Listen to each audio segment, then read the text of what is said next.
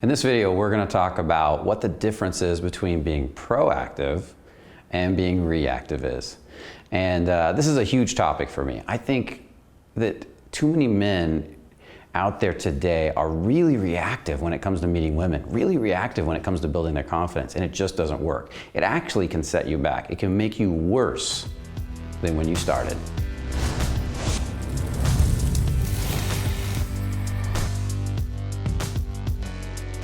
I saw guys that, I've met guys, clients that have come in that had been working with other coaches for up to 7 years, and they were actually in the dating area I'm talking about specifically, and they actually ended up worse 7 years later than they were in the beginning.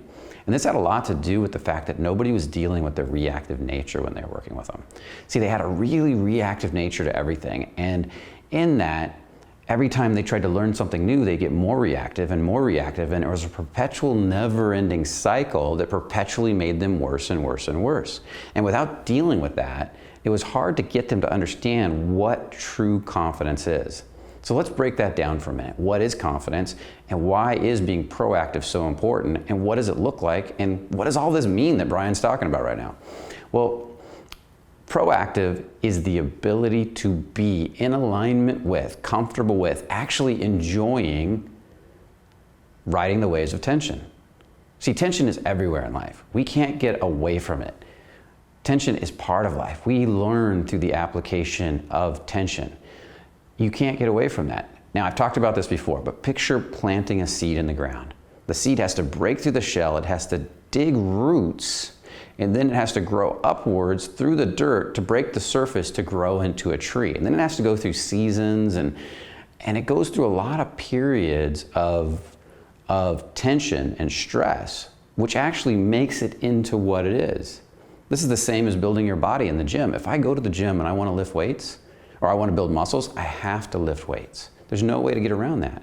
We need stress and tension to grow, but we have to be in alignment with the stress and tension. We have to be comfortable with it. We have to be enjoying it. You see, if you're reactive to the stress and tension, then you're going to start to project onto the stress and tension that it's bad. The more you project onto the stress and tension that it's bad, the more you'll create problems, challenges, health issues, failures in your life. Because the pain-pleasure principle in your body is going to say, oh, this is bad. This is a pain. We need to get it out of his life. So your body, your nervous system is going to try to find ways to get you to fail so you'll get away from it, so you'll push it out of your life. And the pleasure system in your body is going to keep pulling you towards things you think are pleasurable. So the moment you start to get proactive with tension, you start to actually enjoy tension, you start to have fun with tension, the more your body is going to want to step into more tension. It's going to want to take more action in tension, which is where you grow from, where life gets better. If we take somebody like Arnold Schwarzenegger, who's done amazing things with his life, the man loved tension. Matter of fact, in one of his documentaries, he talks about coming all the time. He talks about coming when I'm crossing the street, coming when I'm curling. He was living his life associating tension with turn on, with coming, right? So could you see where maybe he likes to get up in the morning and step into more tension? Maybe that's starting a new business. Maybe that's getting a new acting role. Maybe that's going to the gym and working out. But it's like, let's get in there. Let's make this stuff happen. But what does the average person do? The average person runs around saying, stress and tension is bad. I need to get it out of my life. I can't have too much of that. Oh my God, that's bad. It's going to hurt me. It's going to kill me. You know, everybody tells me stress is bad. And what they do is they make that story a reality. But to get good with women, just like anything in life, you have to step into stress and tension. Is it stressful to approach beautiful women when you've never done it before? Is it stressful to go on a date? Is it stressful to move towards sex or sexuality, or to do something new you've never done in sex? Is it stressful to kiss a girl for the first time? Well, all this stuff is stressful. But if your mind believes that stepping into stress and tension is bad, I just need to get it done as fast as possible so I can get to the next step, well, what are the odds that at some point you're going to fail? Pretty high. Pretty high, I got to tell you.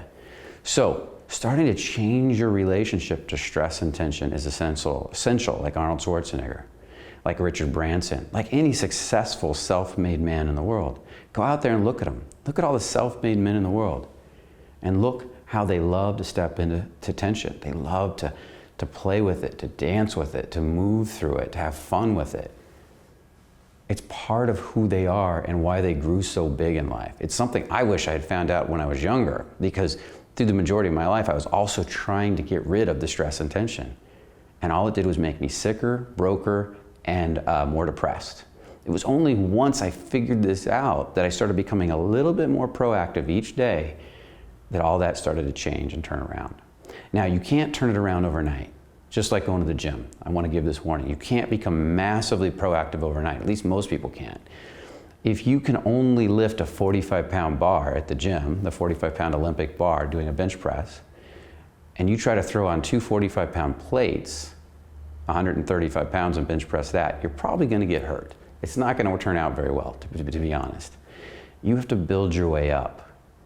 But let's say you just throw on two 5-pound plates, 10 extra pounds. You build that up, and then you build from there. In time, you'll be lifting more and more and more. Well, it's the same thing with tension. You have to build that up slowly and learn to enjoy each little piece along the way.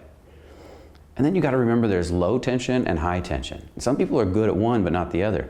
Some people thrive in high tension environments. They go out and I have to do something major. Yeah, let's go do it. And they get into a little bit of a state pump and a rush. But then the daily tensions of life, they're miserable with. Laundry, cleaning, dishes.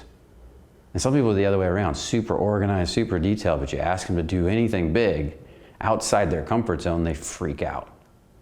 So there's all different types of tension, including walking up to a beautiful woman and feeling the vulnerability from telling her that you like her. Feeling your heart open and say, you know, I just had to meet you. There's something about you. And relaxing into that. And for some men, that's terrifying. But again, terrifying can be exciting, right? Like jumping out of a plane for the first time. This big, huge rush. People love to be scared sometimes. And when you change that relationship to the stress and tension and you start to enjoy it, and your subconscious and your nervous system starts to see it as exciting, as fun, as pleasure, imagine how much faster you'll grow in life. Imagine how much bigger you'll get.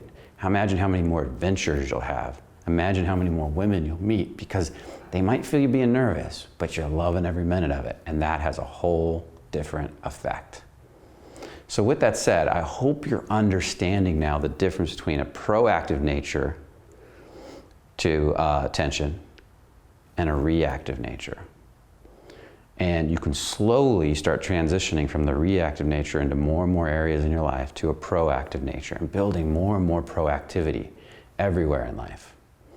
Because honestly, it's a very, very, very powerful thing when you make this transition. It could be one of the things that changes your life, that takes you from poverty to a millionaire, from sickness to health. It could be the one thing that really changes everything. So with that said, I hope you like this video. I really want to hear what you have to say about it, and I really want to hear what you're doing today, not tomorrow, today, to be proactive with some tension in your life. Put it in the comments section. Let us know what it is. And also let us know what you want to hear more about, because I love making these videos for you. And also, come out to a live event. Ask me these questions in person. Let's meet. You can find them at thefearlessman.com, and also make sure to subscribe if you haven't subscribed already.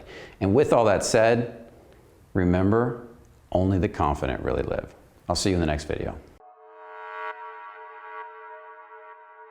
I tried to do it all on my own. I read books for 10 years trying to figure it all out. I became basically a data collector. I collected so much data that my head was filled with it, and I was spinning all the time from all the knowledge, but my life wasn't changing at the rate of communication that women so understand naturally that men don't seem to get and men have to learn. There was a gentleman named Perper. Have I ever told you this? Perper? He did a study. I think he did his college thesis on it. And